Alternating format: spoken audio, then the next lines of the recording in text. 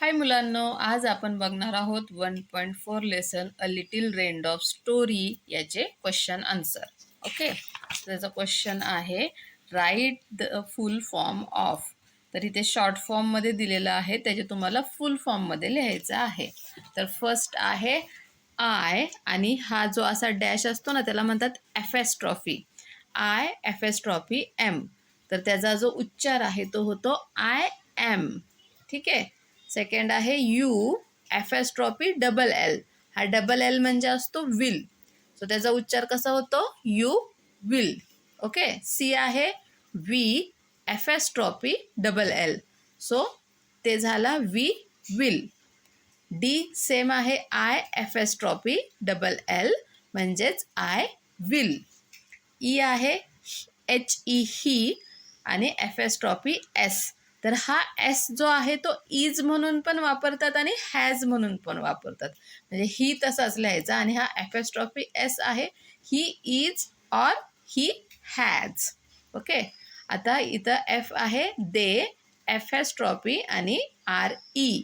So R E जो असतो तो आर साठी असतो, म्हणजे हा झाला दे आर.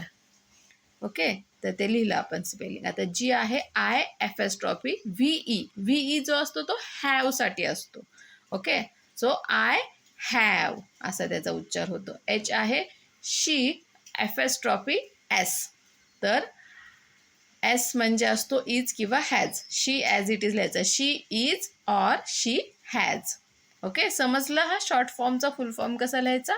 आता क्वेश्चन 2 आहे की imagine you are a peacock and dancing in the rain.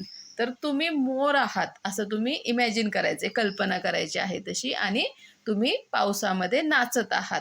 Express your feelings in your own words. आणि तुमच्या शब्दांमध्ये तुम्हाला कसं वाटतंय की तुम्ही मोर आहे आणि पावसात नाचतोय, म्हणजे थोडक्यात पावसात नाचणाऱ्या मोराला कसं वाटत असेल हे आपल्याला लिहायचं आहे. ठीक आहे. तर आन्सर आहे when the dark clouds gather my heart fills with Joy.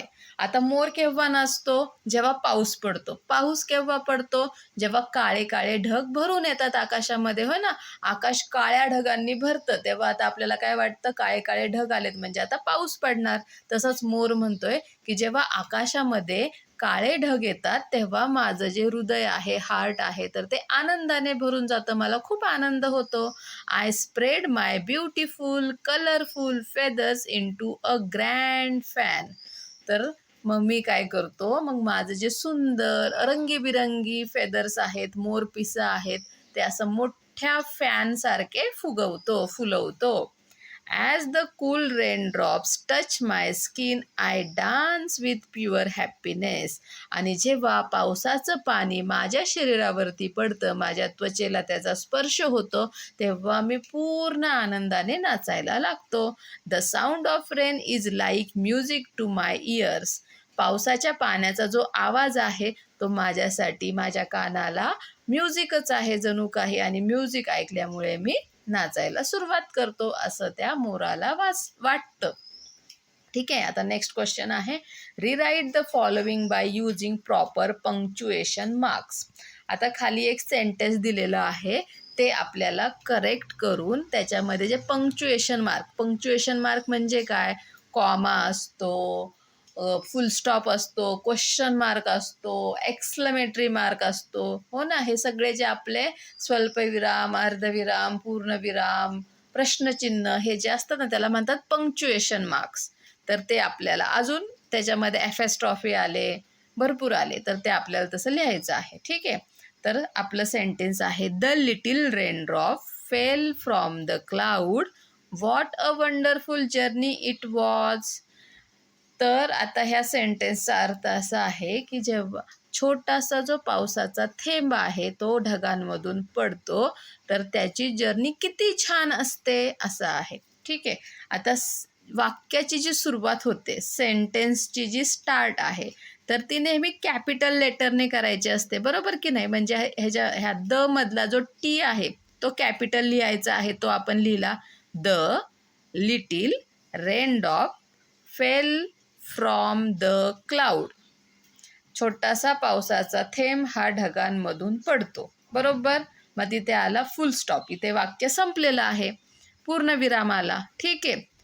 What a wonderful journey it was, म्हणजे ही किती छान प्रवास आहे, हे झालं उद्गारवाचक चिन्ह. एखादा आपल्याला आश्चर्य होतं की नाही, अबबो केवढा मोठा हत्ती आहे, तेव्हा आपण अबबच्या पुढं जो एक्सक्लेमेटरी मार्क देतो की नाही, तो इथं येणार आहे. ठीक आहे. What a wonderful journey it was, आणि मग व्हॉट वाक्य आहे दुसरं सुरू झालेलं म्हणून डब्ल्यू कॅपिटल काढायचा त्याचा, आणि वॉज नंतर एक्सक्लेमेटरी मार्क द्यायचे, उद्गारवाचक चिन्ह. समजलं? तर हे आपल्याला करायचं होतं.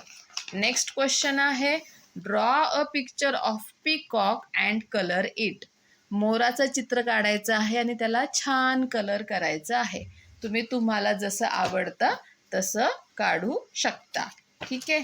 एक्झाम्पल बघायचं असेल तर इथे बघा, हे अशा प्रकारे हे मोराचं चित्र आहे. तुम्हाला जसं आवडेल तसं तुम्ही काढायचं आहे. ठीक आहे. आता question number 6, fill in the blanks with following words in bracket. आता इथं ब्रॅकेटमध्ये शब्द दिलेले आहेत, तर त्याचा वापर करून ह्या फिल इन द ब्लँक्स आहेत, ज्या रिकाम्या जागा आहेत त्या पूर्ण करायच्या आहेत. ओके. यू म्हणजे तू, माय म्हणजे माझे किंवा माझा, वी म्हणजे आम्ही, आणि आय म्हणजे मी. ठीक आहे. तर फर्स्ट आहे dash dash M very happy today. आता इथे काय येईल, डॅश डॅश खूप आनंदी आहे, आज खूप आनंदी आहे. तर जेव्हा एम असतो तेव्हा तिथे नेहमी आय एम येतो. I am very happy today, आज मी खूप आनंदी आहे. तर इथे काय येणार, I. B dash dash are my best friend, dash dash माझा चांगला मित्र मैत्रीण आहे. तर इथे काय येणार, you.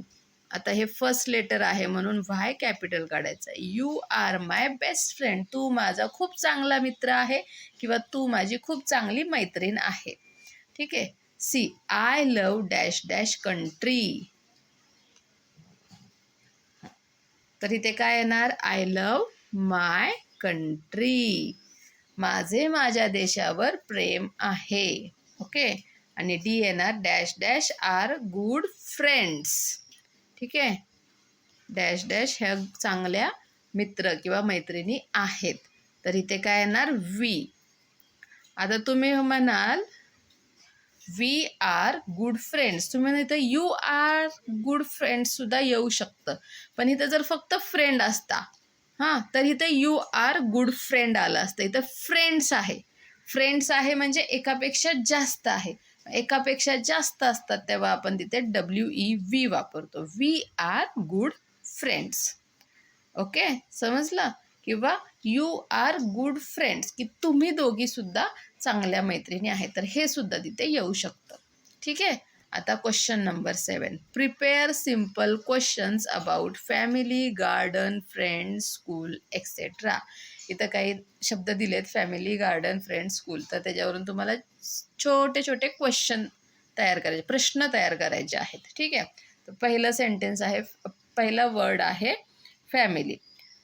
How many members are there in your family, तुझ्या कुटुंबामध्ये. फॅमिली म्हणजे काय, कुटुंब. किती लोक आहेत, किती सदस्य आहेत, हा तुमचा प्रश्न होईल तयार. ठीक आहे. अजून तुम्ही दुसरे पण प्रश्न स्वतःच्या मनाने तयार करू शकता. सेकंड आहे गार्डन. गार्डन म्हणजे बाग बगीचा. Do you like to play in the garden, तुला गार्डनमध्ये खेळायला आवडतं का, हा पण प्रश्न होऊ शकतो. Do you like to come with me in the garden, हा सुद्धा प्रश्न होऊ शकतो. अशा प्रकारे तुम्ही वेगवेगळे प्रश्न तयार करू शकता. थर्ड आहे फ्रेंड. फ्रेंड म्हणजे मित्र किंवा मैत्रीण. हु इज युअर बेस्ट फ्रेंड, तुझा चांगला मित्र कोण आहे, हा असा प्रश्न होऊ शकतो. 4 स्कूल. स्कूल म्हणजे शाळा. What is your school name, तुझ्या शाळेचं नाव काय आहे, हा असे हे प्रश्न आहेत. तुम्ही मनाने प्रश्न तयार करा, म्हणजे तुमचं सेंटेन्स तुम्हाला तयार करता येईल, प्रश्न तयार करता येईल. ओके. तर हा लेसन इथे, या लेसनचे क्वेश्चन आन्सर इथे संपलेले आहेत. Okay, bye bye.